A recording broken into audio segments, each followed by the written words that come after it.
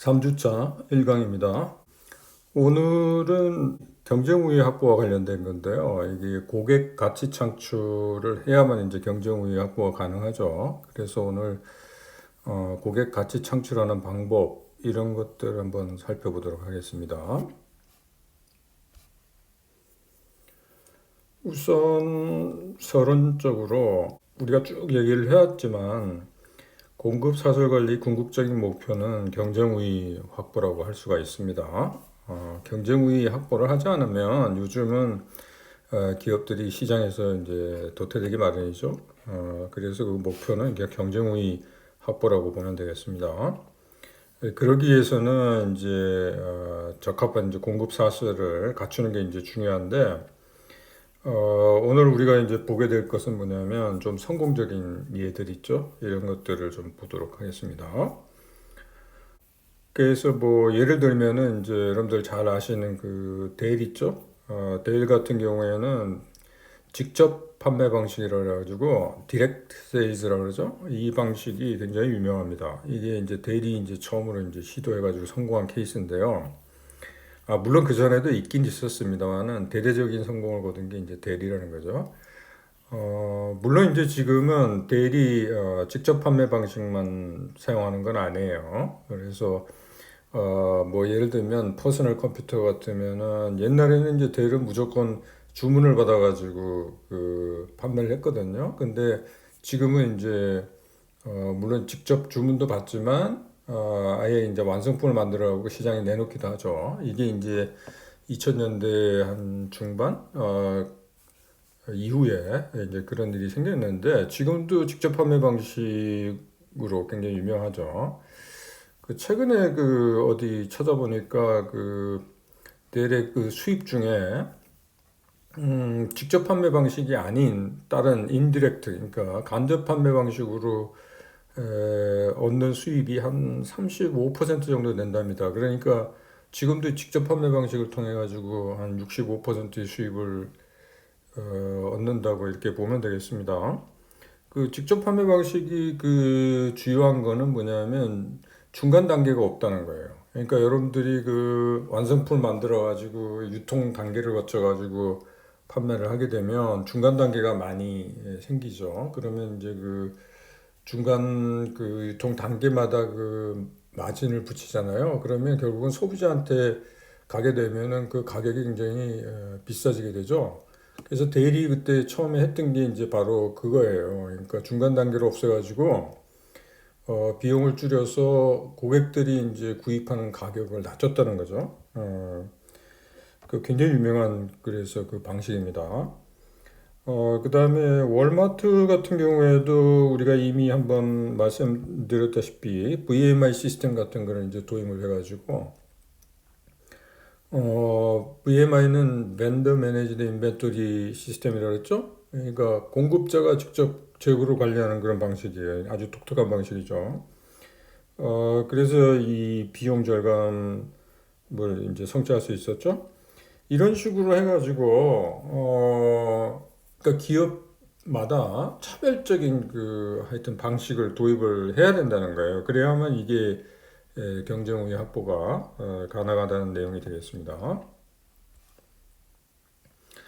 자, 그러면 본격적으로 고객 가치 창출에 대해서 한번 알아보도록 하겠습니다. 우선 여러분들이 이제 고객 가치라는 게 뭔지를 알아야 되고, 그러면 고객 가치를 창출하기 위해서는 어떻게 해야 되는지 이런 것들 이제 우리가 알아보자는 거죠.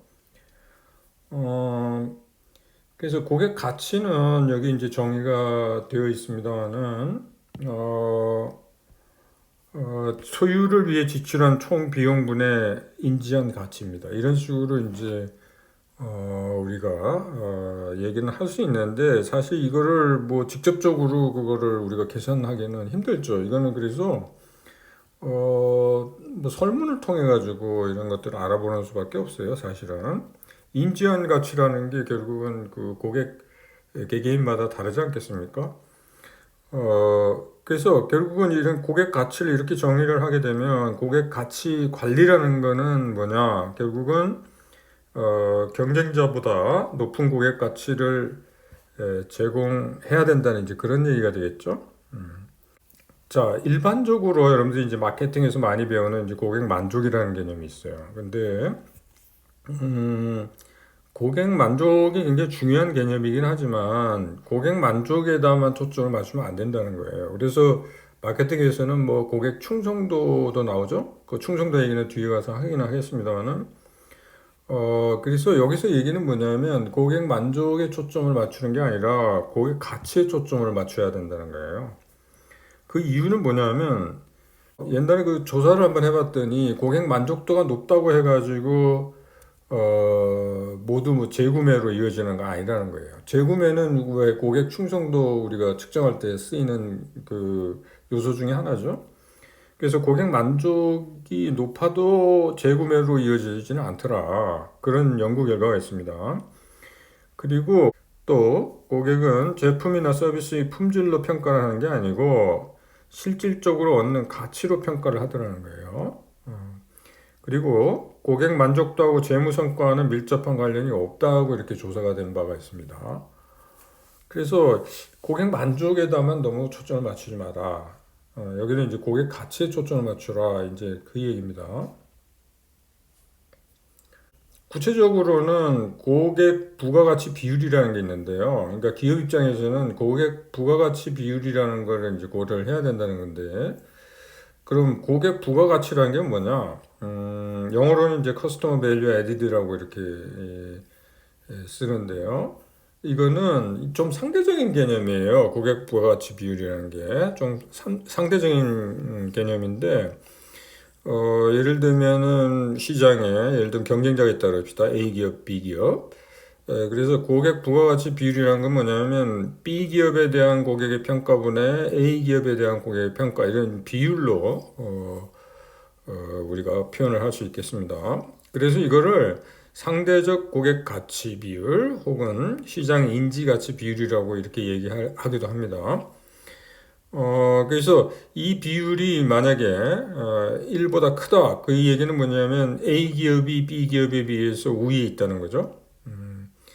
그래서 CBA 비율이 높으면 또 뭘로 이어지냐면 이게 시장 점유율이 높고 그다음에 지갑 점유율도 높고 그다음에 ROI라고 여러분들 많이 들어보셨죠? 투자 수익률 이것도 이제 높다는 거죠.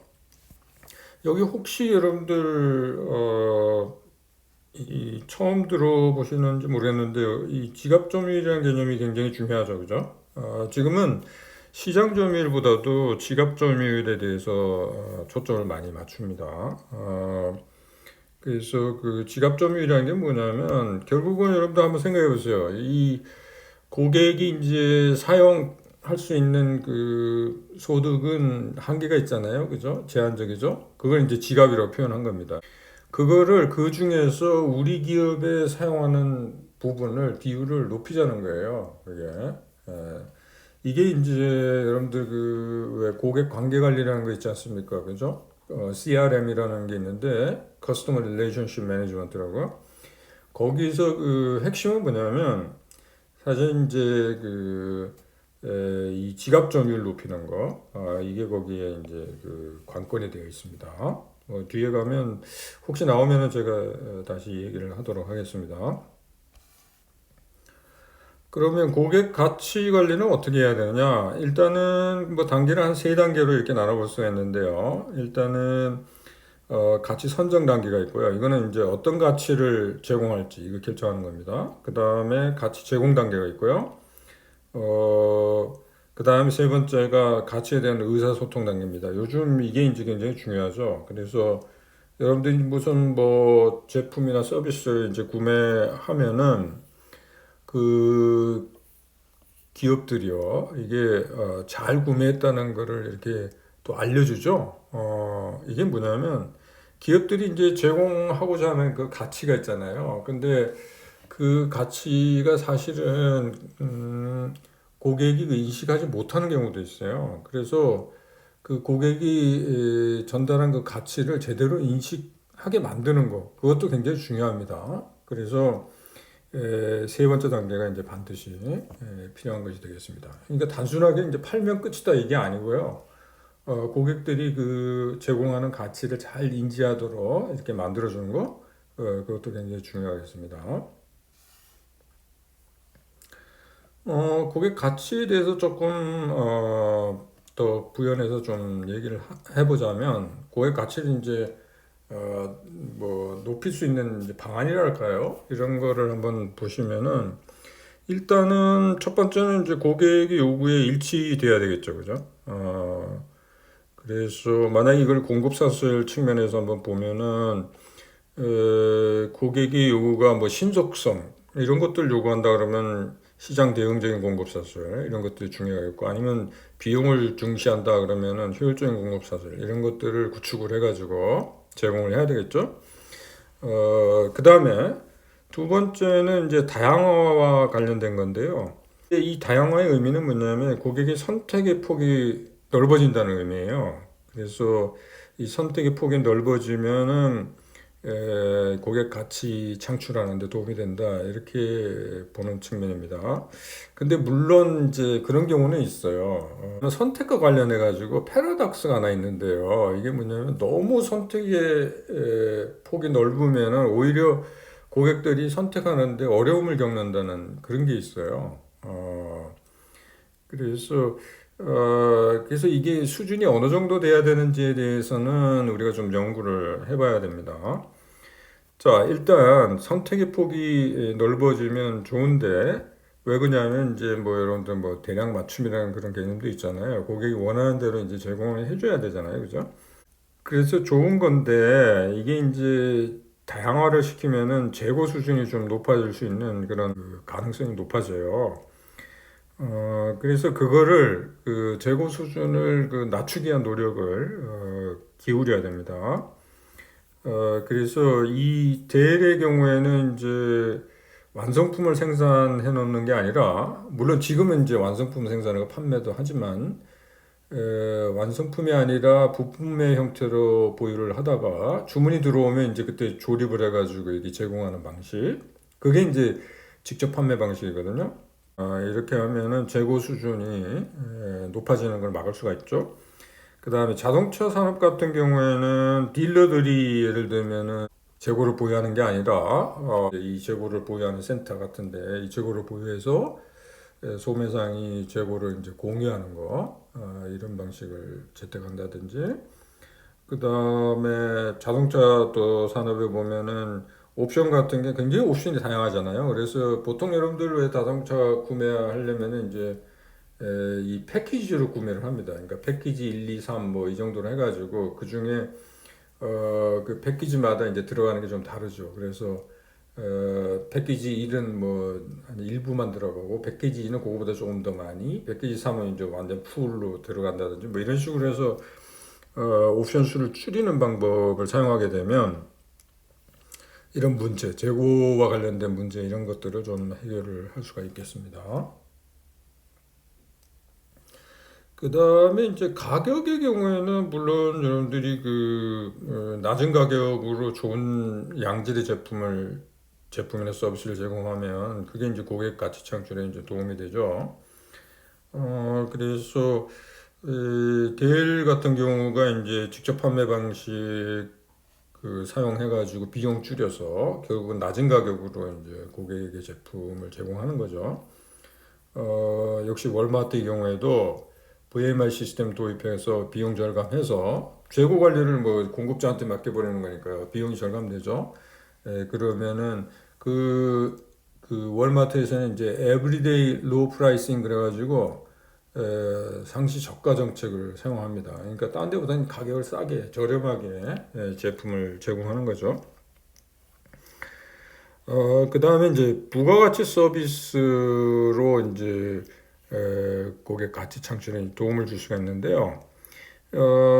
아시다시피 이제 가격 경쟁만으로는 이제 경쟁 우위 확보가 어렵다는 거죠. 그래서 여러 가지 이제 부가적인 이제 서비스를 제공을 하는 거예요. 그래서 뭐 AS 화물 추적 시스템 등 뭐 여러 가지 다양한 그런 부가가치 서비스 있죠. 이런 것들을 제공을 해서 고객 가치 창출을 할 수도 있겠습니다. 그러면 본격적으로 고객 가치 창출에 중점을 둔 공급 사슬에 대해서 한번 알아보도록 하겠습니다. 물론 이제 그 고객 가치 창출을 하는 방법이 여러 가지가 있겠습니다만은 우리가 여기서 지금 관심 있는 부분은 공급 사슬 관리 측면에서 이게 이제 고객 가치 창출하는데 어떻게 도움을 줄 수 있느냐 그 얘기예요. 그래서 공급 사슬 관리에서는 공급 사슬 형태, 그 다음에 전략 이런 것들을 어떻게 하느냐가 큰 영향을 미칠 수가 있거든요. 그래서 뭐 예를 들면은 대량 맞춤 이런 것들을 추구를 한다. 그러면 이제 고객에게 맞춤 제품이나 서비스를 이렇게 제공을 해야 되는데 그렇게 하려면 이제 공급 사슬 자체도 굉장히 그 유연성을 가져야 되겠죠. 그래서 유연한 공급 사슬을 갖춰야 되고 그 다음에 만약에 고객들이 이 가격이 굉장히 민감하다. 그러면은 이제 공급 사슬이 그죠 비용을 절감할 수 있는 방향으로 구축이 돼야 되겠죠. 결국은 이제 공급 사슬이라는 것이 결국은 고객에게 맞춰야 된다는 거잖아요. 그래서 어, 공급 사슬 관리에 공급이라는 말 자체를 수요로 바꾸잖아요. 이런 사람들이 있을 정도로 시장 중심, 고객 중심 공급 사슬 여기에 이제 우리가 초점을 맞춰야 된다. 이걸 강조하는 사람들이 있을 정도입니다. 그러면 이제 고객 가치 창출을 하기 위해서 고객에 대해서 이제 좀 이해가 필요하잖아요. 그래서 그러면 어떠한 측면에서 우리가 좀 알아볼 수 있느냐? 여기 뭐 여러 가지 좀 얘기를 해놨습니다. 그래서 뭐 예를 들면 고객이 우리 제품을 구입한 이유는 뭐냐? 고객이 지속적으로 우리 제품을 구입하는 이유는 뭔지? 요거는 뭐 이제 그 충성도하고 관련이 있겠습니다는. 그 다음에 만약에 우리 제품을 구입하지 않고 이제 다른 제품을 구입한다면 그 전환을 하는 이유가 뭔지. 왜 마케팅에서 보면 스위칭이라는 용어 있죠. 그러니까 A라는 제품에서 B라는 제품으로 이렇게 스위칭하는 경우. 그럴 경우에 그 이유가 뭔지, 그 다음에 고객이 선호비 요구사항이 뭔지, 어떻게 만족시킬 수 있는지, 어느 고객이 기업의 수익 증대에 기여하는가. 이것도 굉장히 중요하죠. 여러분들 왜, 우리가 조금 이따가 보겠습니다만, 80대 20 룰이라는 게 있잖아요. 그죠? 그러니까, 실질적으로 기업에 기여하는 고객들은 상위 한 20%밖에 안 된다는 거예요. 은행의 경우에는 뭐 요즘 뭐 90대 10이라고 그럽니다. 그러니까 은행에 기여하는 고객은 전체 고객 중에 10% 상위 10%라는 거예요. 그러니까 그 정도예요. 그래서 그거를 가려내는 게 굉장히 중요합니다. 왜 가려내느냐? 이게 이제 그 CRM하고 관련이 있어요. 고객 관계 관리. 결국은 그 은행 같으면은 상위 10%한테 더 대우를 잘해야 된다는 거예요. 그래야만 이제 그 은행이 수익성 차원에서 훨씬 더 효과적이라는 거죠. 그래서 CRM의 첫 단계는 사실은 고객을 구분해내는 거예요. 도움이 되는 고객, 도움이 되지 않는 고객. 그죠?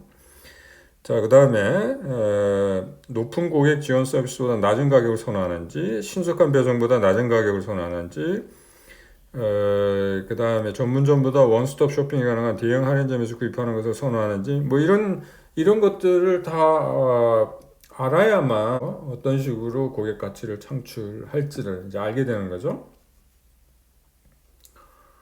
그러면 공급 사슬을 이제 디자인하기 위해서 그 절차는 어떤 절차를 적용하는 게 좋은지 이걸 한번 보면요. 어, 먼저 고객이 요구하는 서비스를 이제 확인을 해야 되겠죠. 물론 이제 여기서 이제 마케팅에서 등장하는 그 시장 세분화 개념 이런 것도 여기서 이제 등장을 하겠고요. 그 다음에 세분화가 되면은 그 세분화된 시장별로 그 다음에 고객의 이제 특성 파악 이런 것들이 되겠죠. 그리고 차별화를 하려면 어떻게 해야 되는지 이런 것들에 대한 아이디어를 얻을 수 있겠고요. 그 세분화된 시장별로 공급 사슬 전략도 수립이 돼야 되겠습니다. 두 번째는 이제 고객 서비스 목적의 정의입니다. 이건 뭐냐면, 그러니까 우리가 서비스를 이제 고객 서비스를 제공하는 그 목적을 명확하게 해야 된다는 거죠. 그래야만 거기에 따른 전략 수립 이런 것들을 이제 구체화할 수가 있다는 건데요.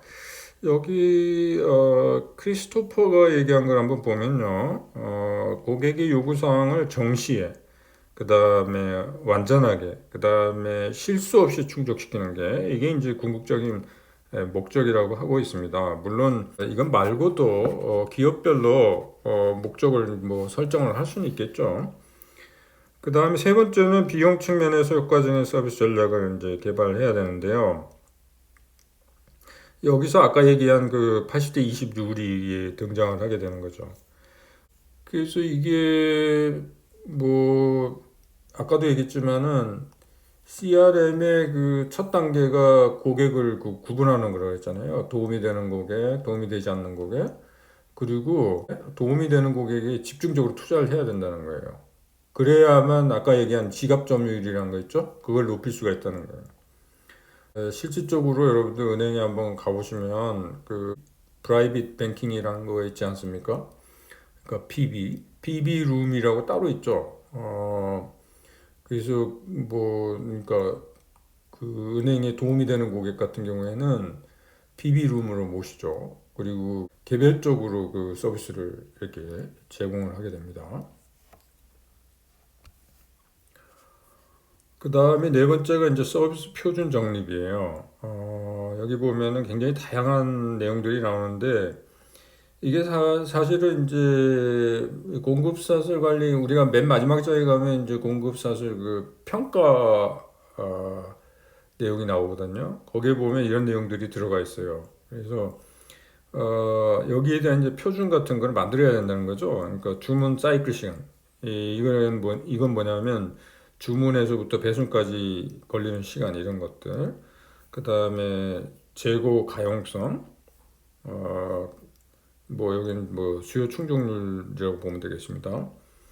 그 다음에 주문 크기 제약, 어, 주문 편의성, 배송 빈도, 배송 신뢰도, 서류 품질, 클레임 절차, 주문 안전도, 기술 지원, 주문 상태 정보 이런 것들에 대한 이제 표준 이런 것들을 이제 만들어야 되겠고요. 뭐 예를 한번 들어보면 그 맥도날드 같은 경우에 예를 들면은 고객이 서비스를 받으러 와서 서비스를 받는 걸 완료할 때까지 걸리는 시간을 뭐 몇 분 이내로 해야 된다. 이런 이제 표준이 이제 정해져 있다는 거죠. 자, 그 다음에 우리가 이제 여기 등장하는 용어들이 굉장히 다양한 용어들이 있는데 거기에 대해서 한번 우리가 분명하게 좀 구분할 필요가 있어서 여러분들한테 그 차이점을 좀 설명을 드리도록 하겠습니다. 고객 만족은 뭐 여러분들 많이 들어보셨죠? 고객 만족은 기업이 제공하는 것에 대한 고객 평가 이렇게 이해를 하시면 되겠고요. 고객 충성도라는 거는 뭐냐면 고객 만족의 뒷면이라고 보면 되겠습니다. 그래서 기업이 제공하는 대신 얻는 것 이런 식으로 보시면 되겠고요. 보통 일반적으로 충성도는 뭐 세 가지, 여러분들 마케팅에서 혹시 들어보신지 모르겠는데 세 가지로 보통 평가를 합니다. 그래서 3R이라고 그러는데 여러분들 그렇게 알아두시면은 굉장히 편리합니다. R은 뭐냐면 이제 영어의 R인데요. 그 세 가지가 R로 다 시작해요. 그래서 재구매, 리퍼처스라는 게 있죠. 재구매, 그 다음에 추천, 뭐 레코멘데이션도 좋고 리퍼럴이라고 합니다. 리퍼럴이라고 그러고 그 다음에 리테인, 이게 이제 얼마나 지속적으로 고객으로 남아 있는지 그거를 이제 얘기하는 거죠. 그래서 세 가지입니다. retain, 그다음에 referral, 그다음에 repurchase. 그죠? 그 세 가지인데 이 충정도가 만족도보다 훨씬 중요하다 그러죠. 그래서 여러분들 이제 충정도에 대해서 잘 알고 있어야 되겠습니다. 그다음에 고객 가치는 아까 얘기했듯이 고객이 지불하는 것에 대한 인지하는 가치의 비율이고요. 고객 관계 관리는 고객별 맞춤 서비스를 제공하고 고객 분류를 통한 차별적 서비스를 제공한다. 고객 관계 관리는 좀 어떤 의미에서 보면은 기업의 수익을 극대화하기 위한 전략이라고 이렇게 보면 되겠습니다. 그래서 물론 이제 지속 가능성하고도 이제 관련이 있습니다만은 고객을 일단 첫 단계가 뭐라 그랬습니까? 고객을 일단 분류를 해내는 거예요. 그래서 도움이 되는 고객, 도움이 되지 않는 고객 이렇게 분류를 해서 도움이 되는 고객한테 집중 투자를 하는 거예요. 투자를 한다는 건 뭐냐면 그만큼 서비스를 더 많이 해주는 거죠. 그리고 도움이 안 되는 고객은 될 수 있으면은 투자되는 비용을 줄이는 거죠. 그래서 은행 같으면은 도움이 되지 않는 고객 같은 경우에는 사실은 그 은행이 직접 창구로 오는 거를 싫어할 정도예요. 그러니까 차라리 그런 사람들은 ATM 기계나 아니면 인터넷으로 그냥 거래를 하기를 원하죠.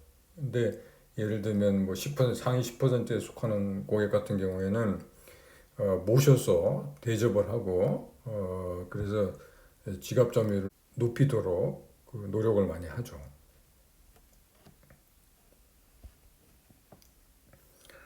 자, 80대 20 룰은 뭐 여러분들이 많이 알고는 계시겠습니다만은 그걸 다시 한번 좀 말씀을 드리면 왜 이게 중요하냐면 이제 아까 얘기했지만 고객 관계 관리랑 관련해서 이게 상위 20%가 전체 수익의 80%에 기여를 한다는 거 아닙니까? 그러니까 상위 20%가 수익의 80%. 그죠? 그리고 그 다음에 한 50%는 수익의 15%밖에 그죠? 기여를 안 해요. 나머지 30%는 수익의 5%밖에 기여를 안 해요. 그죠? 그러니까 그 기업 입장에서는 이 30%에다가 초점을 맞추는 건 이건 바보짓이죠. 그죠?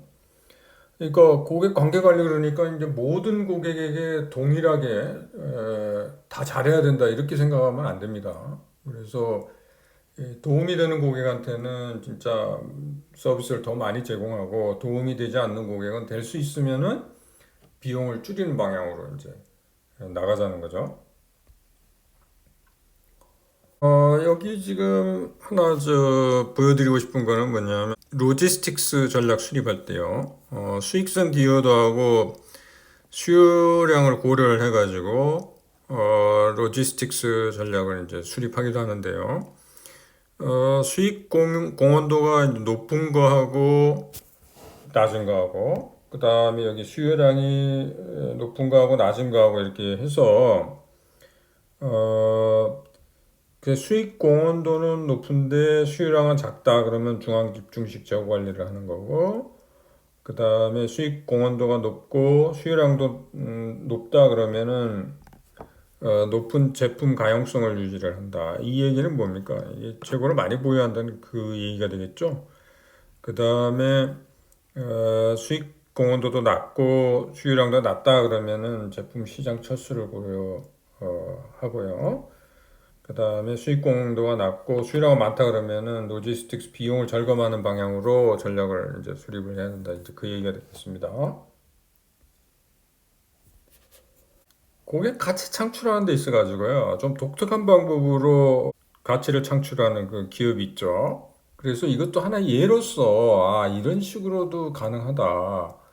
이걸 참고로 해가지고 또 다른 독특한 차별화된 방식 이런 것들을 이제 개발을 해내면 그게 결국은 경쟁 우위 확보에 도움이 되는 거죠. 여러분들 잘 아시는 이케아 혹은 아이키아 이 기업 있죠.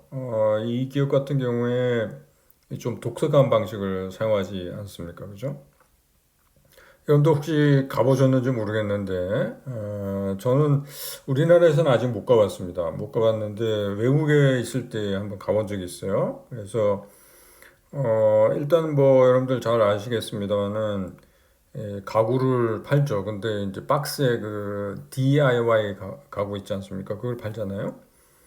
결국은 이제 조립을 뭡니까? 이 고객들한테 맡기는 거죠. 그죠? 스스로 하게. 그래서 이건 이제 공동 생산이라 그러는데, 그러니까 고객이 이제 참여하게 만드는 거죠. 그 대신 이제 좀 저렴하게 이렇게 제공하는 거죠. 잘 아시겠습니다만 세계 최대의 가구 소매 기업이다. 그죠? 여기 보면 뭐 특징이 뭐냐면 고품질이고 부품의 글로벌 소싱, 셀프 서비스, 조립 키트 판매, 다양한 부대 시설, 그다음 낮은 가격. 다양한 부대 시설이라는 건 뭐냐면 제가 거기 들어갔더니 안에 뭐 먹을 것도 있고 뭐 하여튼 쉴 것도 있고 애들 놀이터도 있고 뭐 그런 식으로 돼 있죠. 이케아가 도입한 그 시스템은요, 조립과 배송을 고객에게. 그러니까 배송도요, 고객들이 직접 박스를 싣고 가요. 그러니까, 제가 그때 직접 경험한 거를 좀 말씀드려보면, 이제 매장에 들어가면 이제 진열이 돼 있습니다. 그러니까 진열도 어떤 방을 꾸미듯이 이 방으로 이렇게 돼 있어요. 그래서 거기 방마다 이제 무슨 책상도 놓여져 있고 뭐 여러 가지 소파 뭐 이런 식으로 침대 뭐 이런 식으로 다 놓여 있거든요. 그러면 여러분들 이제 들어갈 때 종이하고 그 연필이 있거든요. 그다음에 줄자도 있어요. 그래서 그거를 이제 갖고 다니면서 자기가 혹시 마음에 드는 걸 이제 발견하면 그 제품의 그 번호 있죠? 그거를 이제 적는 겁니다. 종이에다가.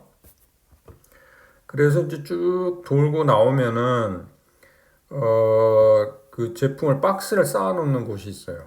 그럼 거기 가서 직접 자기가 그 적은 그 번호 있죠? 그 번호를 찾아가지고 그 박스를 이제 카트에다 담는 겁니다. 담아가지고 이제 계산을 하고 그 다음에 여러분들 이제 직접 자기 차에 실은 다음에 이제 가지고 오는 거죠. 물론 이제 어 거기서 이제 배송도 부탁할 수가 있어요. 근데 아마 배송 시스템은 우리나라가 더 잘 돼 있지 않을까 이런 생각을 가집니다.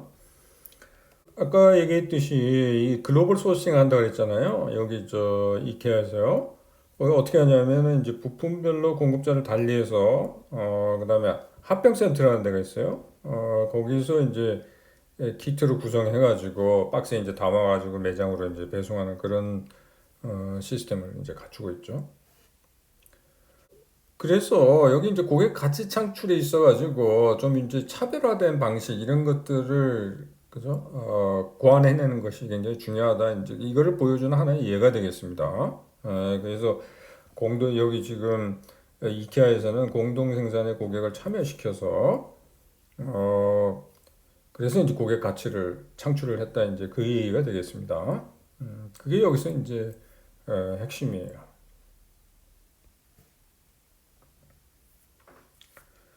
자, 그럼 고객 가치 창출과 관련해서 공급 사슬 전략을 이제 수립을 해야 되는데 이게 이제 경쟁 우위 확보를 위한 전략이 되겠죠.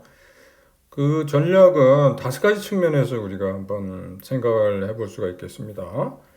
그래서 이제 첫 번째가 운영 전략이고요. 두 번째 유통 전략, 세 번째가 아웃소싱 전략, 네 번째가 고객 서비스 전략, 다섯 번째가 이제 자산 네트워크 전략이 되겠는데요.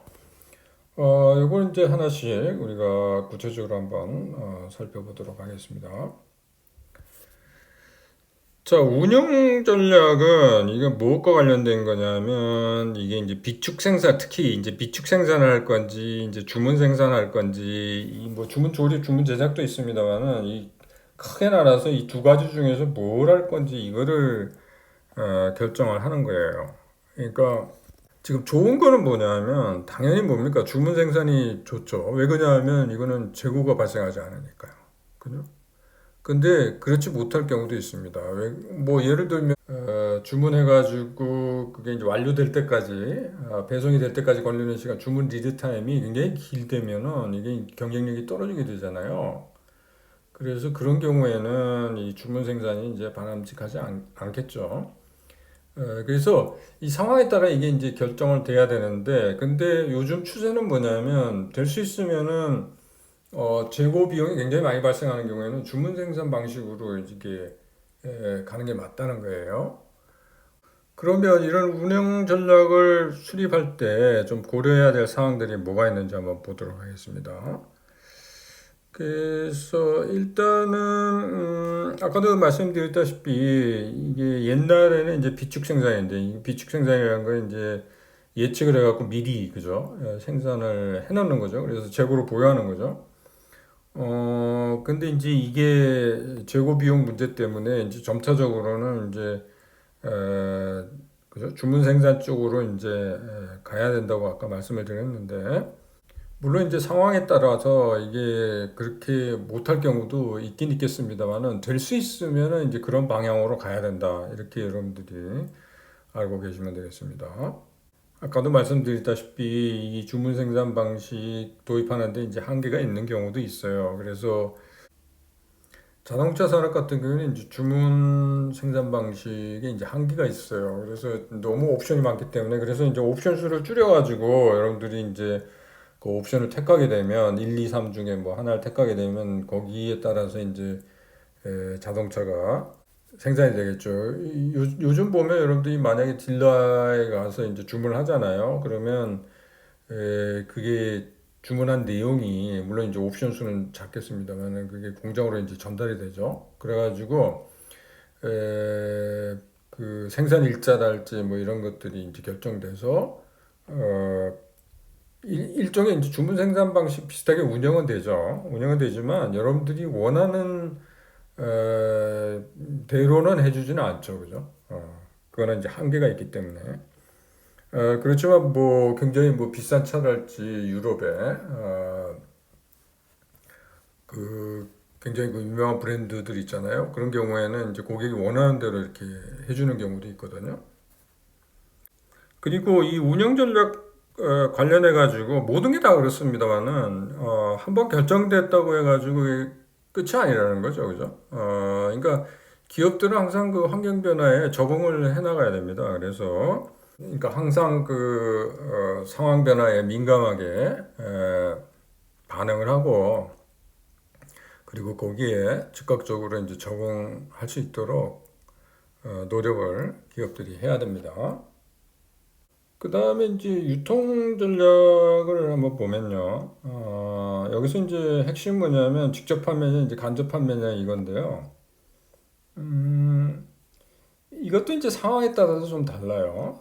다른데, 초반에 말씀드렸다시피 그 데일 같은 경우에 이제 직접 판매를 통해 가지고 이 경쟁 우위 확보에 상당한 도움을 많이 얻었거든요. 왜냐하면 중간 단계를 없애서 비용을 줄여서 이게 결국은 이제 고객한테 이제 혜택이 가는 거죠. 그래서 그 방식을 택했는데 내일도 말씀드렸다시피 지금은 직접 판매 방식이 아닌 다른 방식으로도 이제 완성품을 만들어 가지고 이렇게 파는 경우도 있거든요. 이게 왜 그러냐면 이제 다른 경쟁 업체하고 이제 경쟁을 하려다 보니까 그런 것들도 이제 필요하게 됐다는 거죠. 그다음에 월마트 같은 경우도 이제 슈퍼스토어 개념, 이걸 이용해 가지고 이제 경쟁 우위 확보에 도움을 받은 거고요.